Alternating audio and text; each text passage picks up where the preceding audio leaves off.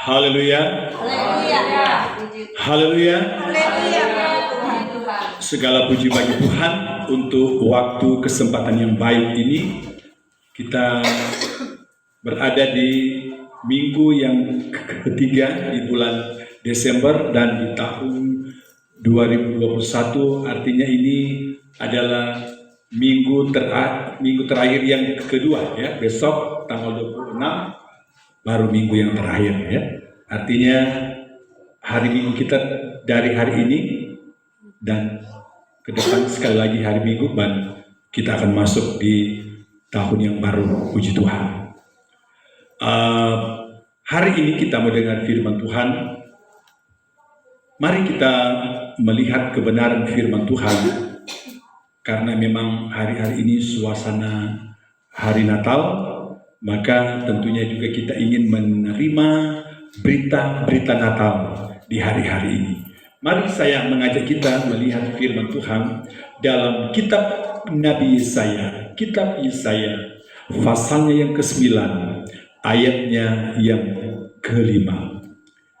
Kitab Nabi Yesaya, Yesaya pasalnya yang ke-9, ayatnya yang ke-5. Haleluya.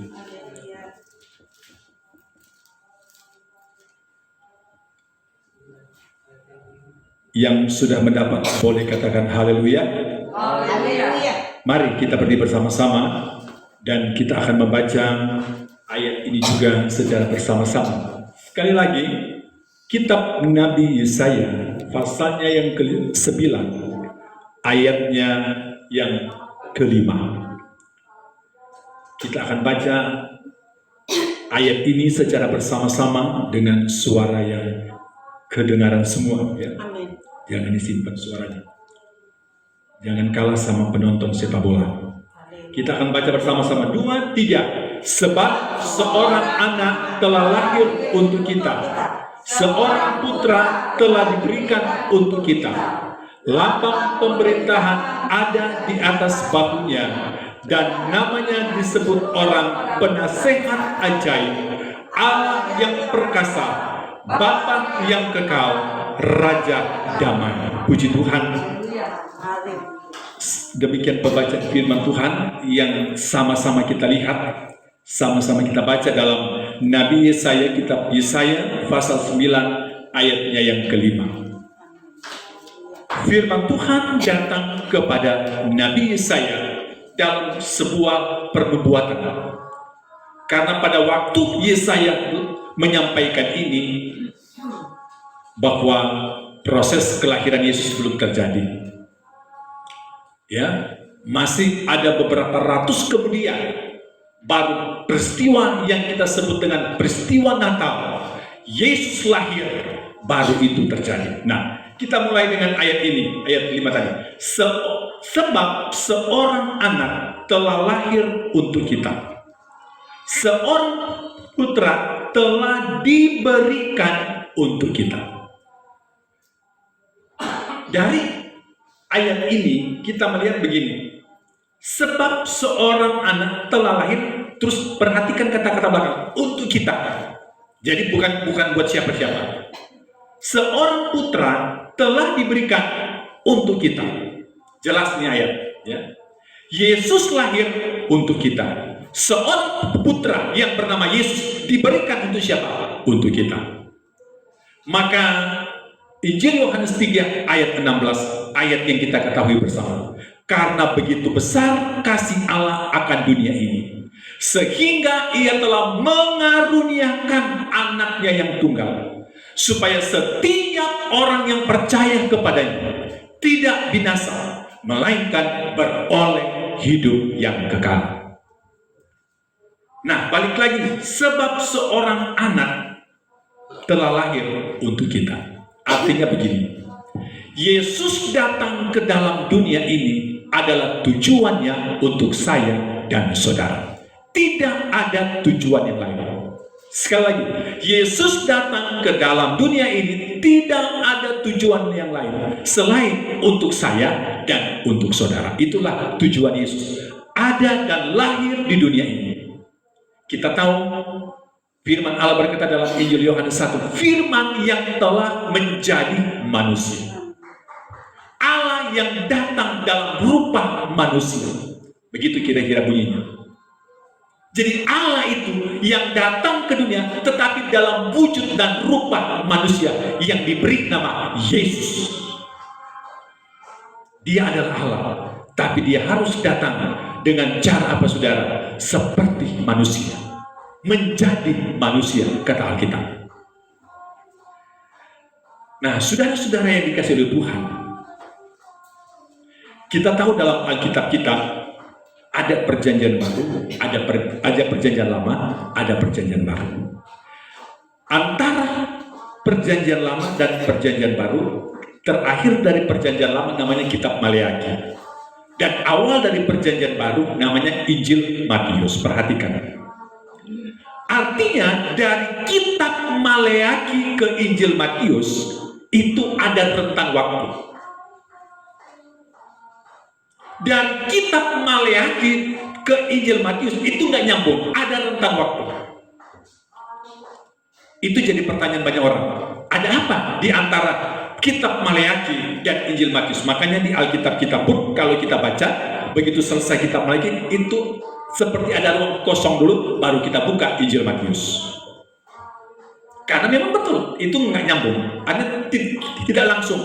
Maleakhi langsung Matius, tidak. Ada rentang, ada jenjang waktu yang cukup panjang di sana.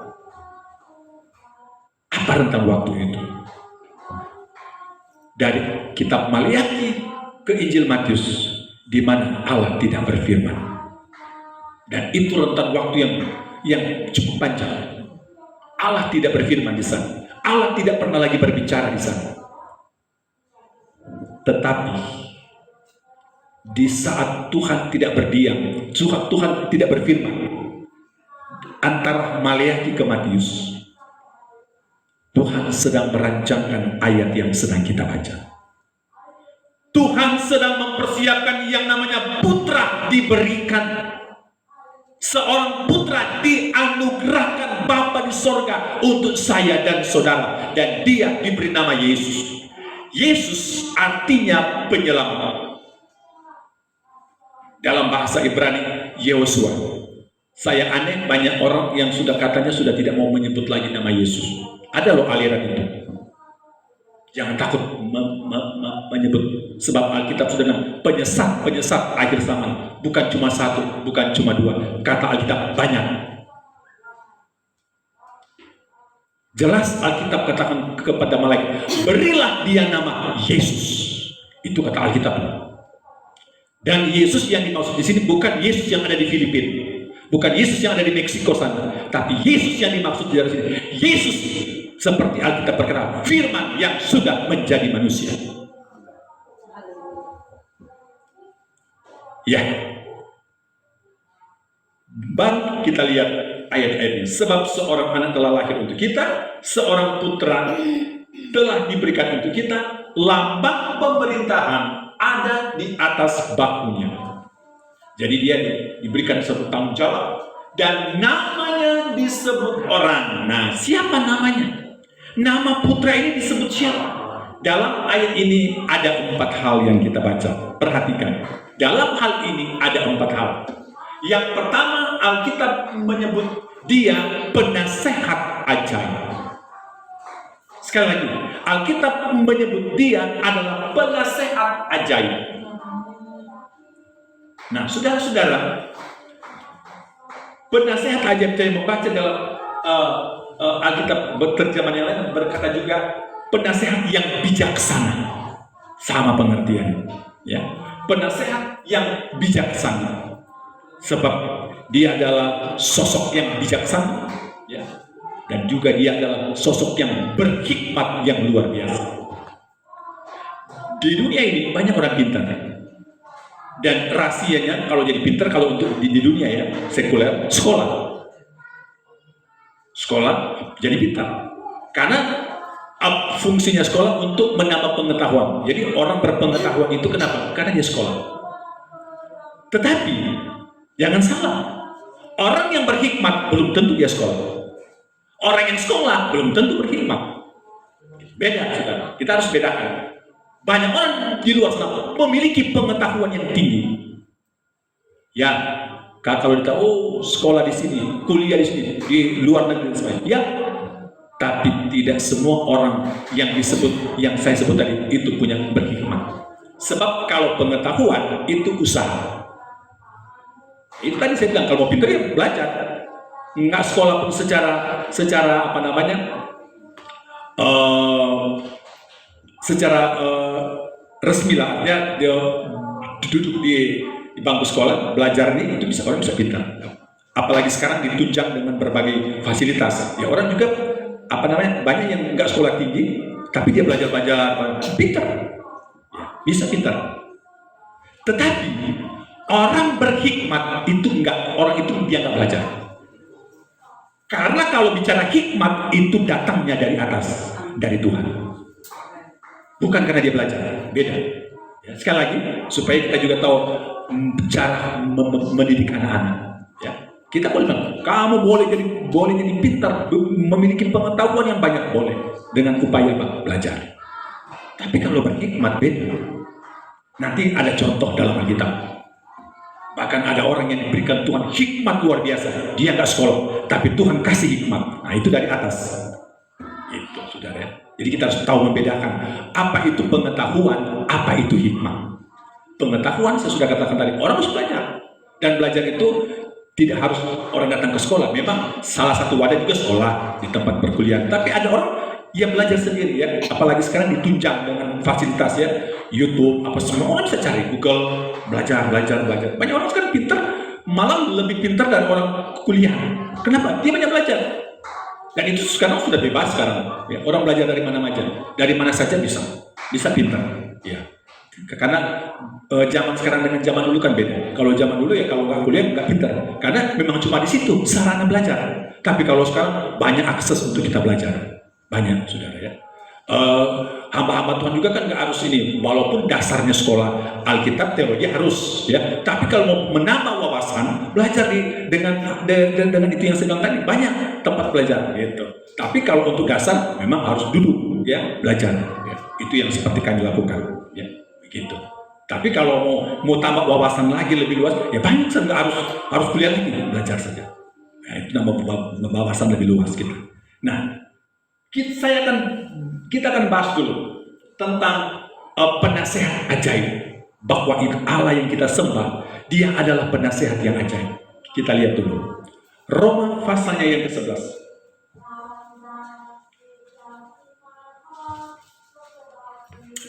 Roma pasalnya yang ke-11. Kalau ada yang boleh bantu baca, tolong bacakan ayatnya yang ke-33. Roma 11 ayatnya yang ke-33. Kalau ada yang sudah temukan boleh. Roma 11 ayat Iya. 33. Oh alangkah dalamnya kekayaan, hikmat dan pengetahuan Allah. Sungguh tak terselidiki keputusan-keputusannya, dan sungguh tak terselami jalan-jalannya. Oh alangkah dalamnya kekayaan, hikmat dan pengetahuan Allah. Oh betapa dalamnya. Dengan kata lain, tidak bisa diukur oleh manusia hikmatnya Allah. Dia adalah penasehat ajaib. Saya saudara, seringkali ada hal-hal persoalan-persoalan yang sulit dipecahkan secara pemikiran nalar manusia, tapi tiba-tiba hikmat Tuhan itu datang. Ya, misalnya ada sesuatu persoalan yang di situ membutuhkan pengetahuan bagaimana mengelola ini, membutuhkan hikmat bagaimana, sebab kadang-kadang cuma beda tipis. Tapi tiba-tiba hikmat Allah itu muncul. Itulah yang disebut dengan penasehat ajaib. Allah itu adalah penasehat yang ajaib. Seorang raja yang bernama Salomo, dia pernah diperhadapkan dengan satu persoalan yang tidak ditemukan, ibaratnya di bangku sekolah manapun, di perkuliahan manapun, itu nggak bisa ditemukan. Karena itu tidak membutuhkan pengetahuan, tapi itu membutuhkan hikmat. Dan jelas Alkitab berkata, ketika Salomo menghadapi itu, persoalan yang cukup rumit, tiba-tiba hikmat Tuhan datang kepada Salomo. Begitu. Ya, jadi tidak semua. Ya, makanya seringkali banyak orang bilang begini, kayak misalnya contoh, ya saudara nonton TV, ya ada seorang profesor apa dia bicara, tapi itu kayaknya nggak pas dia bicara. Memang secara nalar dia bicara, wah, secara ilmiah dia bicara, wah, namanya profesor. Tapi kadang-kadang juga ada orang bilang, kayaknya kurang pas dia ngomong, gitu ya. Nah, kenapa? Karena ada hal-hal yang dimana ucapan itu membutuhkan hikmat, bukan pengetahuan. Kita harus sadari itu, saudara. Seorang hamba Tuhan apalagi itu sangat-sangat membutuhkan hikmat Tuhan. Karena ada persoalan-persoalan yang kami tidak sempat pelajari dan tidak ada di sekolah itu. Tapi ketika ada di lapangan, itu tiba-tiba muncul persoalan itu, dan itu tidak membutuhkan pengetahuan, tidak membutuhkan kecerdasan manusia, tidak membutuhkan kepintaran manusia, tapi membutuhkan hikmat yang luar biasa dari Tuhan. Dan tiba-tiba itu ada, tiba-tiba itu muncul dari Tuhan. Begitu banyak hal, saya sudah banyak persoalan yang seperti itu. Coba cuma berdoa, Tuhan tolong kasih hikmat, Tuhan tolong engkau campurkan, Tuhan tolong engkau tolong. Tiba-tiba muncul hikmat Tuhan, bicara seperti ini, katakan seperti ini. Hikmat itu muncul tiba-tiba, dan saya percaya itu belum pernah saya pelajari, tapi saya percaya akan Alkitab. Yesus adalah penasehat yang ajaib. Amsal bilang, hikmat itu lebih berharga dari permata, lebih mahal dari emas dan perak. Ada ayat-ayatnya. Nanti juga saudara baca. Amsal 8 ayat 11, Amsal 16 ayat 16. Baca di situ, saudara. Hikmat Tuhan itu lebih berharga dari permata, lebih mahal daripada emas dan perak. Betul. Karena itu nggak bisa dipersoalkan. Kenapa Salomo, bantu Salomo yang catat, kenapa Salomo seolah-olah memberikan perbandingan itu? Karena Salomo sudah ambil emas, orang punya emas sebanyak apapun nggak bisa membeli hikmat. Kira-kira begitu gambarannya Salomo. Karena hikmat itu betul, itu kita nggak bisa pelajari, itu datangnya dari Tuhan. Karena dia adalah penasehat ajaib, penasehat yang bijaksana dalam terjemahan lain. Dan kita butuh itu, saudara. Saya sangat membutuhkan hikmat Tuhan, bukan sekedar pengetahuan. Pengetahuan itu penting, sebab kita juga perlu pengetahuan. Kalau nggak perlu pengetahuan, saudara, hitung duit aja saudara nggak bisa. Nah, itu perlu pengetahuan. Ya, saudara belanja yang harusnya misalnya saudara cuma punya 100.000, sedangkan saudara harus belanja cuma pakai 25, itu kan perlu pengetahuan menghitung, saudara. Kalau kita tidak bisa menghitung, nah itu pengetahuan. Tapi ada yang namanya hikmat, itu nggak dipelajari, saudara. Hikmat itu datang dari Tuhan. Nah, saudara-saudara yang saya kasih dalam Tuhan,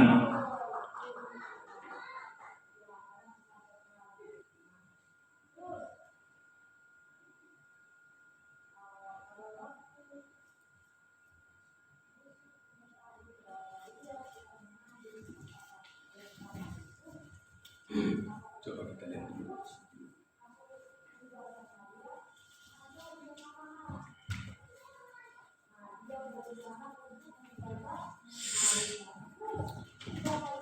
Benar-benar saya ingat ayat itu, tapi kalau tidak nanti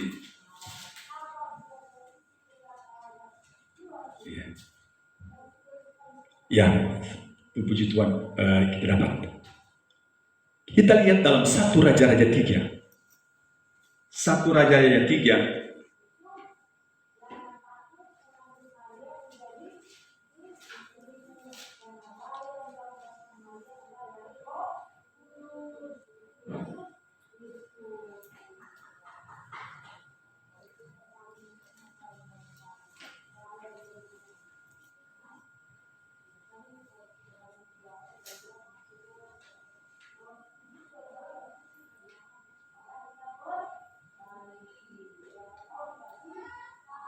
1 Raja-Raja 3 mulai dengan ayat 16, lupa karena panjang, jadi saya hanya sepotong saja, nanti saya jelaskan ya, karena supaya kita mempersingkat. 1 Raja-Raja 3.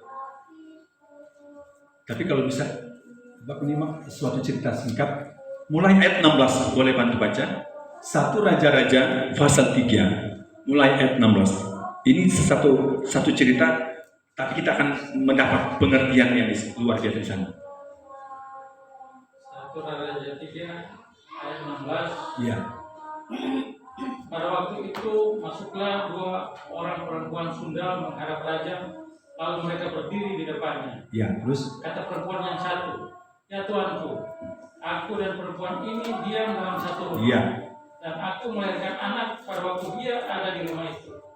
Kemudian pada hari ketiga sudah perempuan ini pun melahirkan anak. Iya. Kami sendirian, tidak ada orang 2 bersama-sama kami Iya. dalam rumah. Iya. Hanya kami berdua saja dalam Hanya. rumah. Iya. Pada waktu malam anak perempuan ini mati karena ia menidurinya. Iya. Pada waktu tengah malam ia bangun lalu mengambil anakku dari sampingku sementara hambamu ini tidur. Dibaringkannya anakku itu di pangkuannya, sedang anaknya yang mati itu dibaringkannya di pangkuanku. Ketika aku bangun pada waktu pagi untuk menyusui anakku, tampaklah anak itu sudah mati. Tetapi ketika aku mengamati dia pada waktu pagi itu, tampaklah bukan dia anak yang kulahirkan. Iya. Kata perempuan yang lain itu, bukan, anakkulah yang hidup dan anakmu yang mati. Tetapi perempuan yang pertama berkata pula, bukan, anakmu yang mati dan anakkulah yang hidup. Begitulah mereka bertengkar di depan raja. Iya. Lalu berkatalah raja, yang seorang berkata anakkulah yang hidup ini dan anakkulah yang mati. Yang lain berkata bukan, anakmulah yang mati dan anakkulah yang hidup. Iya. Sesudah itu raja berkata, Perhatikan. aku pedang. Iya. Lalu dibawalah pedang ke depan raja. Iya. Kata raja itu, penggal anak yang hidup itu menjadi 2 dan berikanlah setengah kepada yang satu dan yang setengah lagi kepada yang lain. Iya. Maka kata perempuan yang mempunyai anak yang hidup itu kepada raja, sebab timbullah belas kasihannya terhadap anak itu, katanya, ya Tuanku, berikanlah kepadanya bayi yang hidup itu, jangan sekali-kali membunuh dia. Tapi yang lain itu berkata, supaya jangan untukku ataupun untukmu penggal. Tetapi raja menjawab katanya, berikanlah kepadanya bayi yang hidup itu, jangan sekali-kali membunuh dia. Dia itulah ibunya. Ketika seluruh orang Israel mendengar keputusan hukum yang diberikan raja, maka takutlah mereka kepada raja, sebab mereka melihat bahwa hikmat daripada Allah ada dalam hatinya untuk melakukan. Iya. Saya jelaskan ayat ini. Singkat cerita begini. Ada seorang 2 wanita, mereka hidup bersama-sama, artinya tinggal di satu rumah. Tadi jelas. Lalu pada hari yang pertama melahirkanlah ibu ini. Jadi begitu ceritanya. Terus pada hari yang ketiga, yang ibu satu juga melahirkan. Berjalannya waktu, ibu yang satu tanpa dia sadari, mungkin udah ngorok, udah ketiduran, kecapean gitu. Akhirnya dia ketindihanlah si bayi, itu anaknya. Lalu kata Alkitab mati. Lalu ini yang ibu ini yang mendidik anaknya mati. Dia sadar, anaknya udah mati. Lalu tanpa sepengetahuan ibu yang satu, dia menukar. Jadi ibu yang punya anak mati, dia tukar, kan begitu bahasanya. Dia ambil. Tapi ibu yang punya anak yang hidup, dia tahu anaknya. Kan begitu lagi dia udah perhatikan. Ya namanya bayi kan mungkin sedikit-sedikit mirip lah. Tapi ibu dia perhatikan. Lalu datanglah mereka menghadap raja. Tadi Alkitab bertengkarlah yang kedua wanita ini. Saya mau katakan, ini nggak bisa diputuskan dengan orang punya pengetahuan. Nggak dilihat sama raja. Kan raja nggak lihat apa peristiwa yang sebenarnya terjadi. Sebab dua-dua kecuali ada yang ngaku, oh itu bukan anak saya. Kan dua-dua ngaku punya anak yang hidup. Nggak dua-dua nolak apa nggak punya anak yang mati. Itu.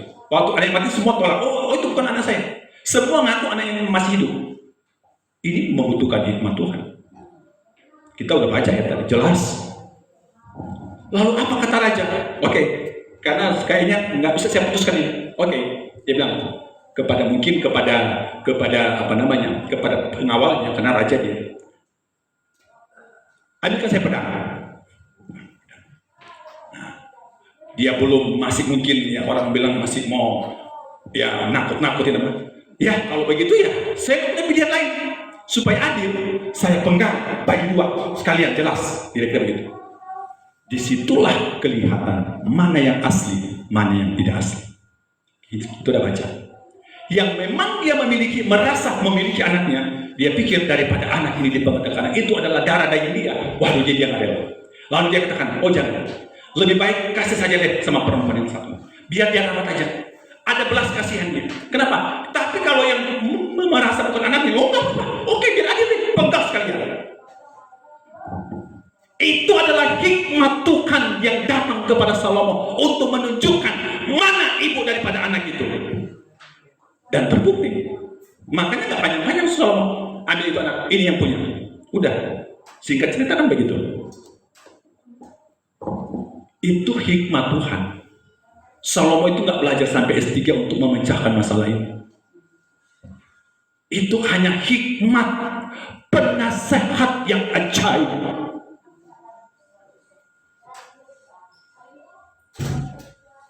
Sekali lagi, penasehat yang ajaib. Kalau bukan penasehat yang ajaib, Salomo juga mungkin waktu itu puyeng menjadi saudara. Itu nggak panjang ceritanya, sudah mentok di situ, sudah selesai kok. Ambil pedang. Salomo bukan berarti juga Salomo, sebetulnya Salomo nggak punya niat ngomong itu kan cuma hikmat dia. Bagaimana pengen tahu di sini? Benar sudah. Ya, namanya juga mesti nggak mau tunjukkan pura-pura, mungkin ya. Aduh, mungkin diasah-asah dulu supaya kelihatan serem gitu kan. Akhirnya kelihatan dia masih begini, langsung ngomong yang punya anak. Jangan bunuh dia.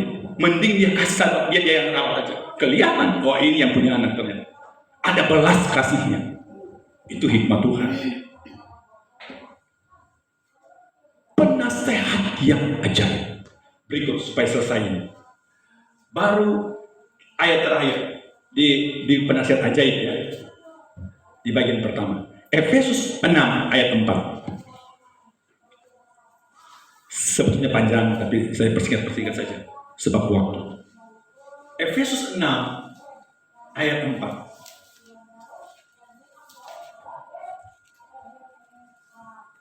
Efesus 6 ayat 4. Dan kamu bapak-bapak janganlah membangkitkan amarah di dalam hati anak-anakmu, tetapi didiklah mereka di dalam ajaran dan nasihat Tuhan. Didiklah mereka dalam ajaran dan nasihat Tuhan. Artinya, sebagai orang tua itu juga membutuhkan hikmat Tuhan untuk mendidik anak-anak. Ya, saudara, maaf di luar sana. Ya, kalau mau bicara anak-anak yang tidak terdidik itu bukan berarti dia punya orang tua nggak terpelajar, saudara. Malah mungkin kebanyakan justru orang tua yang terpelajar di luar sana. Ya. Tugas di luar negeri, pokoknya intinya punya pengetahuan yang sangat memadai. Tapi makanya ini perlu saudara. Mendidik juga anak-anak itu perlu hikmat dari Tuhan. Didiklah dengan hikmat yang datang dari Tuhan. Artinya kita juga membutuhkan hikmat Tuhan. Sudah, ya. Membutuhkan hikmat Tuhan. Sebab dengan hikmat Tuhan itu tentu ada cara-cara yang Tuhan ingin yang Tuhan ingin sampaikan. Kalau kita selalu berharap kepada Tuhan ya dalam ajaran dan nasihat Tuhan. Nah, yang berikut kita masuk dalam poin yang kedua. Kalau tadi penasehat yang ajaib dalam Yesaya 9 ayat 5 dan poin yang kedua di situ dikatakan Allah yang perkasa. Selain dia disebut dengan penasehat ajaib, dia juga dikatakan Alkitab Allah yang perkasa. Kenapa Yesaya perlu memperjelas, bukan hanya cukup dipakai kata Allah, tapi kenapa harus Allah yang perkasa? Dan itu Allah huruf besar. Karena zaman dulu orang juga menyebut Allah orang Amori, Allah orang ini diperjelas oleh Yesaya. Allah, tapi Allah itu Allah yang perkasa. Itu menunjukkan kepada Allah di atas segala Allah di muka bumi ini. Nah, kita lihat ayat-ayatnya. Ayub 36 ayat 5. Ayub 36.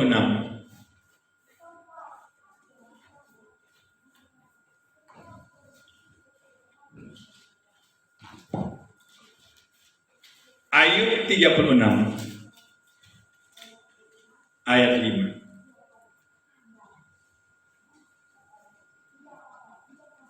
Ayub 36 ayat 5. Ketahuilah, Allah itu perkasa, namun tidak memandang hina apapun. Ia perkasa dalam kekuatan akal budi. Alkitab berkata, ketahuilah, Allah itu perkasa. Pengertian kata perkasa artinya Allah yang kita sembah, Allah yang datang ke dalam dunia menjadi manusia yang diberi nama Yesus. Allah kata perkasa itu artinya memiliki kesanggupan yang luar biasa, memiliki kemampuan yang luar biasa, sehingga dalam Alkitab juga mengatakan bahwa bagi Tuhan tidak ada perkara yang mustahil. Sekali lagi, sehingga Maria pun mengatakan begini dalam Injil Lukas 1, bagi Tuhan tidak ada perkara yang mustahil. Sebab apa? Allah itu perkasa. Kata perkasa adalah kesanggupan. Jadi oknum itu memiliki kesanggupan, memiliki kemampuan yang luar biasa, atau memiliki kemampuan di luar seperti yang kita pahami. Kita kan kalau manusia punya kekuatan paling cuma segini, nah itu punya ukuran. Tapi kekuatan Tuhan tidak ada ukuran sampai di mana kehebatannya, nggak bisa diukur. Kalau orang bisa diukur, kemampuan si A, dia cuma bisa pikul sudah paling tinggi 200 kilo, itu bisa diukur.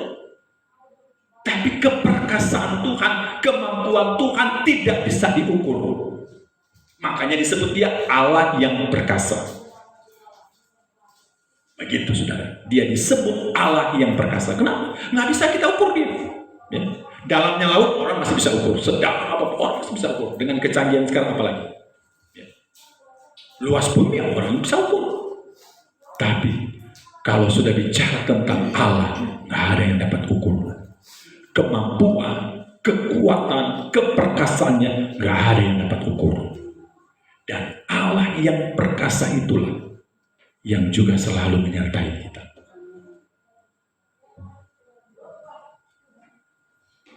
Coba kita lihat Mazmur 60 ayatnya yang ke-14.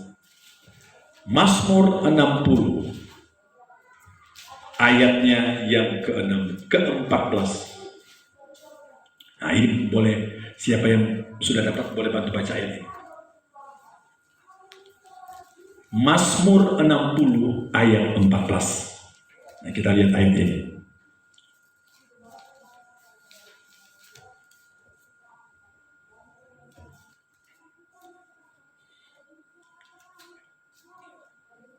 Kayaknya Pak Jerry sudah dapat, boleh baca.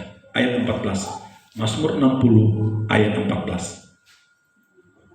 Mazmur 60 ayat 14.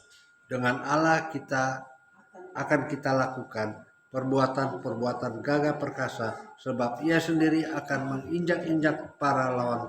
Dengan Allah akan kita lakukan perbuatan-perbuatan gagah perkasa. Artinya begini, bersama Tuhan kita melakukan perkara-perkara yang besar, perkara-perkara yang dahsyat, yang manusia nggak bisa jangkau. Tapi kalau kita bersama dengan Tuhan, kita akan kerjakan perbuatan-perbuatan besar. Itu maksudnya. Kan seringkali kita bagi, waduh, kayaknya saya nggak mampu, kalau saya mau, aduh kali ini nggak sanggup saya. Ya itu kita manusia, ya saya sadar itu. Tapi Alkitab ini berkata, ayat ini berkata, dengan Tuhan, dengan Allah, kita dimampukan Tuhan melakukan perbuatan-perbuatan yang gagah perkasa. Artinya begini, kalau dengan Tuhan, apa yang kita tidak sanggup, kalau dengan Tuhan, apa yang kita tidak sanggup, tetapi kalau dengan Tuhan, kita pasti sanggup. Itu pengertian. Kan banyak orang, wah saya kaget tadinya saya begini, wah itu saya berdoa, tiba-tiba bisa. Iya, karena dengan Tuhan. Dengan Tuhan kita akan melakukan perkara-perkara yang gagah perkasa. Dengan Tuhan kita akan melakukan perkara-perkara besar. Sebab apa? Dengan Tuhan, bukan sendiri. Bukan kita berjalan sendiri, tetapi kita berjalan dengan Tuhan. Maka kita akan melakukan perkara-perkara yang gagah perkasa. Bersama siapa? Bersama dengan Allah yang perkasa itu. Karena dia adalah Allah yang perkasa, maka dia juga sanggup melakukan, mengerjakan perkara-perkara besar, perkara-perkara yang perkasa. Nah, sebetulnya masih banyak ayat, tapi tinggal satu ayat saja untuk ayat untuk yang bagian kedua ini. Mazmur 150 ayat 2. Masih ada ayat lain tapi tinggal satu ayat saja saya bacakan. Mazmur 150 ayat 2 begini. Pujilah dia karena segala keperkasaannya besar. Pujilah dia sesuai dengan kebesarannya yang hebat. Makanya Allah itu layak kita puji. Karena ayat ini bilang, pujilah dia karena segala keperkasaannya. Pujilah dia sesuai dengan kebesarannya yang hebat. Kita memuji Allah, itu ada alasan. Alasannya apa? Memang dia hebat. Memang dia luar biasa. Dia perkasa dan tidak ada yang sebanding dengan Allah yang kita sembah. Nggak ada ya saudara, yang sebanding dengan Allah itu. Makanya patut kita puji. Beberapa minggu yang lalu saya katakan kita tidak boleh memuji manusia, ya. Sebab manusia tidak layak dipuji. Yang layak dipuji hanya Tuhan. Dan Alkitab berkata segala puji, segala hormat, segala kemuliaan kita patut berikan dan persembahkan itu kepada Tuhan. Terus kalau ada yang tanya, misalkan, sebab pernah ada yang tanya, Pak Pendeta gimana? Tiba-tiba saya kan nggak suruh. Tapi dia seperti puji-puji saya. Saya bilang begini, kalau ditolak repot begini. Kalau ada yang puji begini, segala puji, jadi ambil itu, terus bilang segala puji, segala hormat hanya bagi Tuhan. Artinya engkau tidak menerima pujian itu, engkau harus berikan sama Tuhan. Begitu. Karena kan kita seringkali sama orang kita nggak minta tolong di apa puji saya, tapi kadang-kadang tanpa sadar ada yang, waduh, Pak Jen, kalau ya Pak Jen kan, puji Tuhan, segala puji, segala hormat itu semua adalah milik Tuhan. Itu yang kita lakukan. Jadi begitu, sikap kita begitu. Kenapa? Kita harus berikan. Tuhan ini bukan saya yang harus terima ini. Orang boleh puji tapi saya tidak layak terima. Yang bisa menerima pujian itu hanya Tuhan. Jadi kalau saudara menerima itu, berikan. Tuhan, segala puji, segala hormat hanya bagi nama-Mu. Itu sikap kita orang Kristen. Sebab bahaya itu saudara. Saya sudah katakan berkali-kali, Lucifer itu jatuh bukan mencuri. Dia jatuh karena menerima pujian. Makanya kalau kita bagaimana? Jangan sampai kita jadi dia punya anak buah. Bagaimana? Ada orang kita nggak minta, kita tiba-tiba, puji Tuhan, segala puji, segala hormat hanya bagi Tuhan. Saudara ambil, saudara berikan sama Tuhan. Jadi saudara tidak menerima itu. Itu jadi jangan sampai saudara terima. Kalau sudah terima, misalnya contoh, Pak Jadi udah, itu Pak Jadi terima itu. Jadi kalau ada yang, amin, puji Tuhan, segala puji hanya bagi Tuhan. Kita berikan Tuhan nih dan puji, tapi ini punyanya Tuhan, bukan punya saya. Jangan mencuri apa yang menjadi bagian Tuhan. Menjadi bagian Tuhan itu bukan cuma perpuluhan. Milik Tuhan itu bukan cuma perpuluhan. Pujian itu milik Tuhan. Seringkali orang cuma bilang, yang disebut milik Tuhan perpuluhan cuma itu. Memang perpuluhan milik Tuhan, tapi yang lain juga seperti pujian itu punya Tuhan, nggak boleh kita ambil. Sebab Alkitabnya bilang, yang layak dipuji, yang layak disembah cuma Tuhan. Nanti deh kita belum sampai di topik itu ya. Saya masih sedikit ambil yang mengenai antikris itu kan belum terlalu dalam saya bahas ya, karena kata masih ada bagian-bagiannya. Nanti saya bahas apa endingnya ketika antikris itu muncul di dunia ini. Apa endingnya? Saya mau katakan nanti satu saat saya akan jabarkan, tapi cuma sama endingnya antikris mau disembah dan dipuji. Itu endingnya.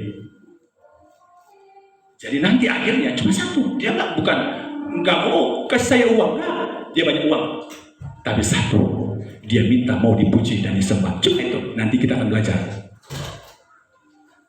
Oh itu toh, ternyata iya. Memang cuma, walaupun dia nanti kemana dulu, tapi intinya, dia mau dipuji, dia mau disembah. Itu sudah. Makanya jangan, saudara. Kalau kita dipuji, saudara, cepat-cepat. Oh, puji Tuhan. Saudara jangan juga tolak atau bentak orangnya. Oh, puji Tuhan. Segala puji, segala hormat hanya bagi Tuhan. Tuhan nih, Tuhan yang punya nih, bukan punya saya. Saudara melakukan sesuatu apapun, begitu. Oh, puji Tuhan. Terima kasih. Saudara sukses apapun, saudara apapun itu. Oh, puji Tuhan. Itu berkat Tuhan. Segala puji, segala hormat hanya bagi Tuhan. Ini semua milik Tuhan. Jadi saudara nggak akan kena dampaknya. Jadi jangan juga saudara langsung marah, bukan saudara.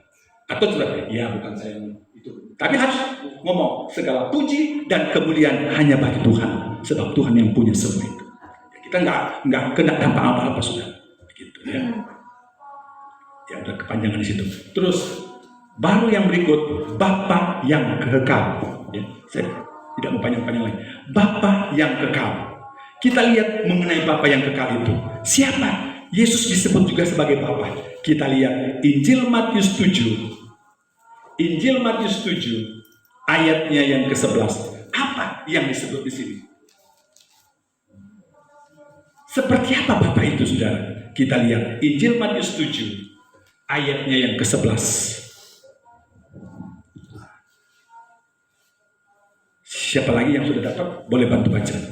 Injil Matius 7 ayat yang ke-11. Sebab dia ada 4 poin. Kita sudah lihat penasihat ajaib, Allah perkasa, baru yang berikut ini, yang ketiga, Bapa yang kekal. Matius 7 ayat 11. Jadi jika kamu yang jahat tahu memberi pemberian yang baik kepada anak-anakmu, apalagi Bapamu yang di sorga, Ia akan memberikan yang baik kepada mereka yang meminta kepadanya. Puji Tuhan. Inilah Bapa itu. Alkitab berkata begini, jadi jika kamu yang jahat, kita nih, Alkitab bilang kita nih, kita jahat, artinya kita punya perbuatan yang jahat. Tapi sejahat-jahatnya kita sama anak, kita memberi yang terbaik. Tapi firman Tuhan bilang apa? Jika kamu yang jahat tahu memberi pemberian yang baik kepada anak-anakmu, apalagi Bapa di sorga. Artinya sebaik-baik yang kita lakukan kepada anak kita, masih Bapa di sorga yang jauh lebih memberi yang terbaik.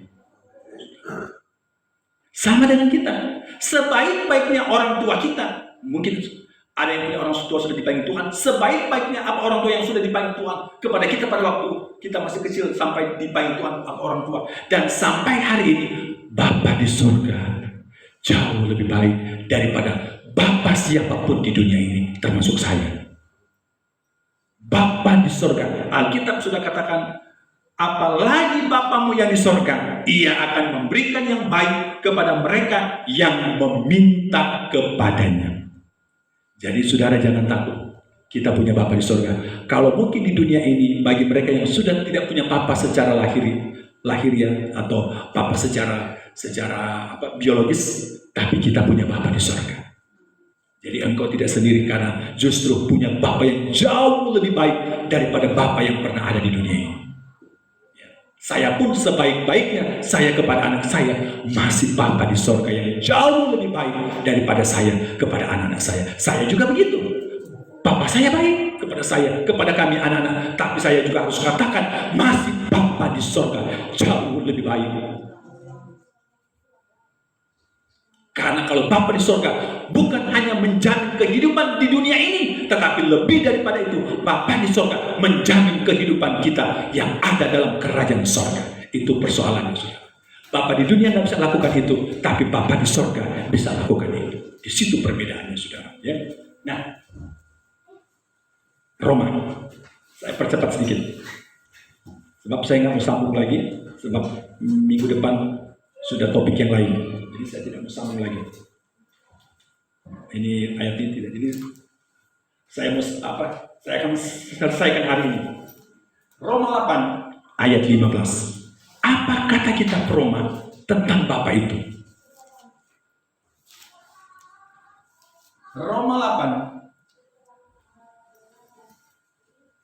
ayatnya yang ke-15.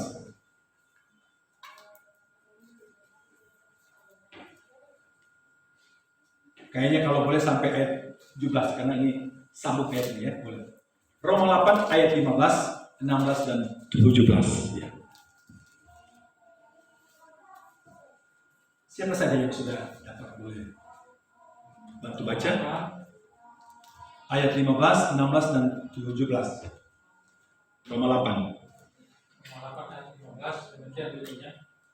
Sebab kamu tidak menerima roh perbudakan yang membuat kamu menjadi takut lagi, tapi kamu telah menerima roh yang menjadikan kamu anak Allah. Oleh roh itu kita berseru, ya Aba, ya Bapa. Ya.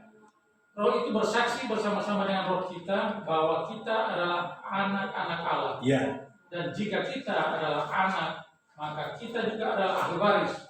Makanya, maksudnya orang-orang yang berhak menerima janji-janji Allah, yang akan menerimanya bersama-sama dengan Kristus, yaitu jika kita menderita bersama-sama dengan Dia, supaya kita juga dipermuliakan bersama-sama dengan Dia. Haleluya. Oleh roh itu kita berseru, ya Aba, ya Bapa. Dan dalam Alkitab selanjutnya, kita adalah anak-anak Allah. Yang dimaksud dengan anak-anak Allah adalah orang yang berhak menerima dan menjadi ahli waris dan berhak menerima janji-janji Allah. Itulah Bapa kita, saudara. Kita menyebutnya ya Aba, ya Bapa. Jadi saudara juga jangan terlalu kaku kalau dengan ada yang manggil apa-apa. Alkitab bilang ya Aba, ya Bapa. Ya Aba, ya Bapa. Dan kita adalah anak-anak yang berhak menerima janji-janji Allah. Lewat siapa? Lewat Bapa kita, saudara. Dan tadi kita sudah dengar di Injil Matius, Bapa di dunia yang jahat bisa memberi yang terbaik, bisa memberi yang baik. Apalagi katanya Bapa kita di surga, oh jauh lebih baik memberikan segala sesuatu kepada kita. Seperti itu, saudara. Satu ayat lagi, Galatia 4 ayat 6 dan 7. Baru Raja Damai cuma singkat saja.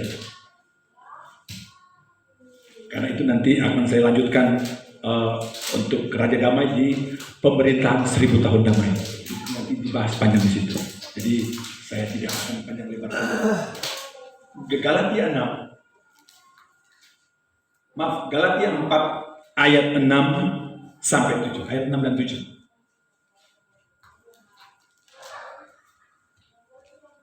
Galatia 4 ayat 6 dan ayat 7.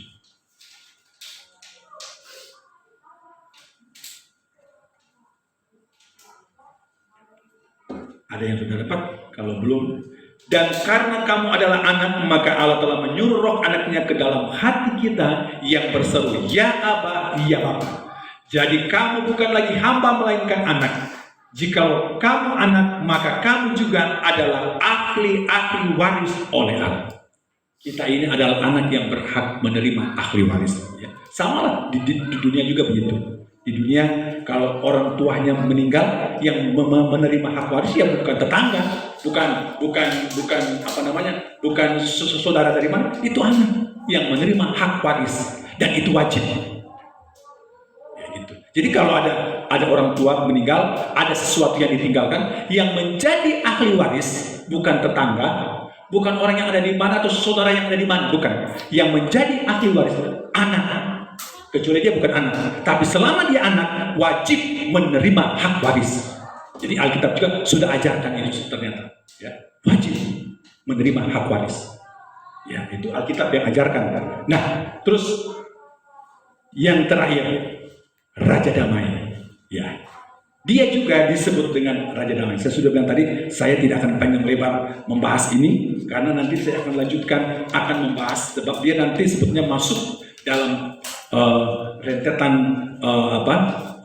yang disebut dengan kerajaan 1000 tahun damai, dan Yesus di situ adalah sebagai raja memerintah bersama-sama dengan orang-orang percaya. Nah itu panjang, saya akan jelaskan. Ini cuma singkat saja. Wahyu 19 ayat 6. Wahyu 19 ayat 6. Lalu aku mendengar seperti suara himpunan besar orang banyak, seperti desau air bah dan seperti deru guru hebat, katanya, haleluya, karena Tuhan Allah kita yang maha kuasa telah menjadi raja. Haleluya. Dan Alkitab berkata dia adalah raja di atas segala raja. Dan puncak pemerintahannya ada di dalam kerajaan 1000 tahun damai. Jadi begini, nanti satu saat ada satu peristiwa di mana kita masih ada di dunia, belum di sorga, masih di dunia, tapi dunia yang sudah dibaharui, sehingga dunia itu disebut dengan istilah dalam Wahyu 20, kerajaan 1000 tahun damai. Lamanya 1000 tahun. Jadi orang kita yang belum pernah manusia yang nggak pernah nyampe 1000 tahun, nanti di 1000 tahun damai kita nyampe 1000 tahun di situ. Itu waktu di dunia. Kalau di surga udah lain, itu sudah kekal sampai selama-lamanya. Tapi untuk di dunia kita akan mengalami umur 1000 tahun. Berada di mana? Baca kitab Wahyu 20, nanti satu saat saya akan jelaskan. Sebab belum saatnya karena panjang nanti. Cuman karena ini topiknya terakhir, Raja Damai. Yesus datang, dia menjadi Raja Damai bagi semua umat. Sekarang saya tanya, ada nggak seorang pemimpin di dunia ini yang menjadi seorang kepala negara, menjadi raja, yang pada masa pemerintahannya aman terus? Nggak ada kan? Sehebat-hebatnya Daud, perang terus. Itu sudah hebat di Daud. Daud itu jadi raja itu hebat. Tapi semasa Daud perang terus. Tapi yang disebut dengan Raja Damai hanya satu. Dia adalah Yesus Kristus. Dia adalah Raja Damai. Dia datang ke dalam dunia membawa damai. Dan dia dijuluki Raja Damai. Dan puncaknya nanti itu yang saya sebut dengan di kitab Wahyu. Pemerintahan kerajaan 1000 tahun damai. Kita akan alami umur 1000 tahun di situ, saudara. Ya, puji Tuhan. Saya juga tidak tahu selama 1000 tahun seperti apa nanti kita punya tubuh ini. Tapi saya percaya itu karena di situ sudah tidak ada kesedihan tentu, sudah tidak ada air mata tentu di situ. Ya, karena kita bersama dengan memerintah bersama dengan Kristus. Puji Tuhan, Tuhan berkati firman Tuhan.